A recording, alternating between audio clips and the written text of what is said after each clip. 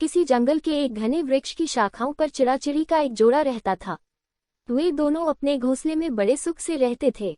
सर्दियों का मौसम था, ठंडी ठंडी हवा चलने लगी और साथ में बूंदाबांदी भी शुरू हो गई। उस समय एक बंदर बर्फीली हवा और जाड़े के कारण उसके दांत कटकटा रहे थे।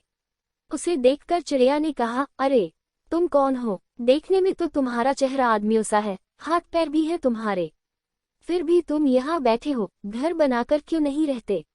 बंदर बोला, अरे तुमसे चुप नहीं रहा जाता, तू अपना काम कर, मेरा उपहास क्यों करती है? चिड़िया फिर भी कुछ ना कुछ बोलती गई। वह चिढ़ गया और गुस्से में आकर उसने चिड़िया के उस घोंसले को तोड़फोड़ डाला जिसमें चिड़ाचिड़ी सुख से रहते थे। Moral of the story in Hindi for kids. सीख, हर किसी को उपदेश नहीं देना चाहिए। बुद्धिमान को दी हुई शिक्षा का ही परिणाम होता है, मूर्ख को दी हुई शिक्षा का परिणाम कई बार उल्टा निकल आता है।